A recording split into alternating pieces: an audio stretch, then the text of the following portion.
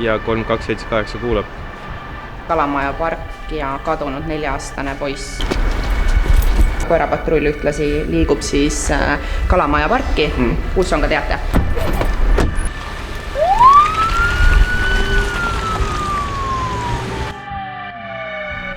Et hakkama saada patrullpolitseiniku tööga, peab olema lisaks heale füüsilisele vormile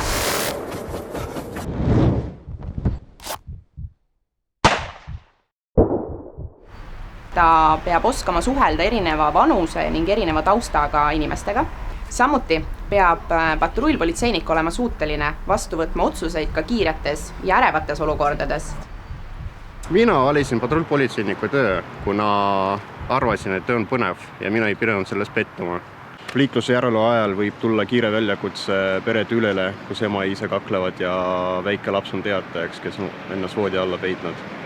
Ja saad päeva jooksul mängida igasugust rolli. Saad kriminalistiks proovida, saad olla kirjakeerija, saad olla uurija ja loomulikult patrullpolitseinik. Aga sellepärast see töö minu jaoks ongi nii põnev, sest kunagi ei tea, mis sind ees ootab.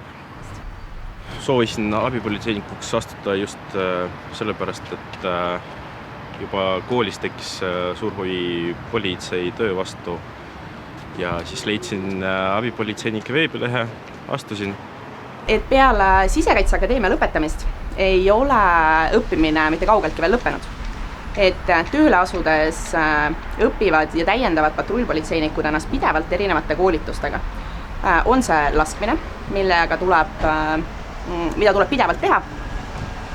On see samuti erinevad taktikalised koolitused, olles siis valmis erinevateks olukordadeks, mis siis tänaval võivad tekkida.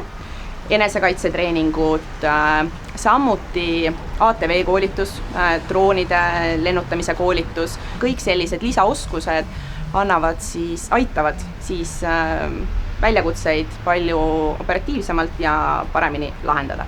Selleks, et politseiametnikuna hästi hakkama saada, ei pea olema omandatud üksnes politseeriala. Kui sul on omandatud muu kõrgharidus, siis paralleelselt tööle asumisega läbid sa ka kutseõppe. Ma ei leia oma last üles. Ja tuleb kohe ka patrull teie juurde. Me siin mängisime ja nüüd ma leidsin sealt puude vahelt ta mütsi.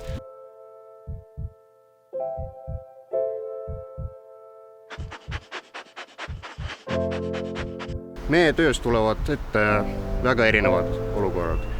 Nii rasked ja keerulised kui ka positiivsed. Aga oluline on see, et kui sa tead, et said inimesi aidata, siis see teadmine kaalub üle kõik rasked ja negatiivsed olukorrad. Patrullitöö on meeskonnatöö ja me oleme 12 tundi väljas kõik koos ja meie põhiline eesmärk on see, et ka meie kõik, kes me meeskonda kuulume, jõuaksid vahetuse lõpus tervelt tagasi koju.